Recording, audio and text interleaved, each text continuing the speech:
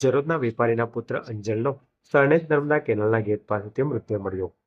જરોદના યુવાને પરિવારને સંબોધતી ચિઠ્ઠી લખી રહસ્ય રીતે ગુમ થયા બાદ આજ રોજ સરણેજ નર્મદા કેનાલના ગેટ પાસેથી મૃતદેહ મળતા પરિવારનો કલ્પાત. આપઘાત પાછળનું કારણ અંગત. ચિઠ્ઠીમાં મોતનું કારણ શોધવા અંજલે અપીલ કરી હતી.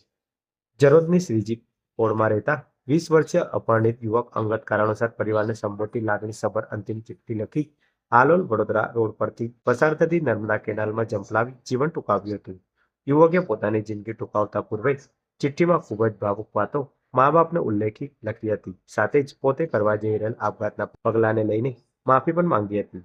યુવક ગુમ થતા મળેલી ચિઠ્ઠીના આધારે પિતાએ જરોદ પોલીસમાં ફરિયાદ નોંધાતા જરોદ પોલીસ અને પરિવાર તથા મિત્રોએ ખડીવાડા પાસે પસાર થતી નર્મદા કેનાલમાં યુવકે આપઘાત કર્યાની શંકાએ વડોદરા અને હાલોલ ફાયર બ્રિગેડને મદદની શોધખોળ આરંભી હતી. જો કે આશરે 50 કલાક બાદ અંજલનો મૃતદેહ સરણેજ નર્મદા કેનાલના ગેટ પાસેથી પાણીમાં તરતો જોવા મળતા સ્થાનિક લોકોએ તેને બહાર કાઢ્યો હતો. જરોદમાં રેડીમેડ કાપડની દુકાન ધરાવતા વેપારીના સૌથી નાના પુત્રએ એવી તે કેવી મજબૂરી કે ડિપ્રેશનના દબાવના કારણે વહેલી સવારે જ આપઘાત કરવાનો નિર્ણય લઈ ઘરે પરિવારને સંબોધીને ચિઠ્ઠી લખી જીવન ટૂંકાવ્યું હતું. પરિવારના સૌથી નાના દીકરાએ ભરેલા આપઘાતના પગલાથી પરિવાર અને મિત્ર વર્તુળમાં ઘેરા શોકની લાગણી પ્રવર્તી હતી.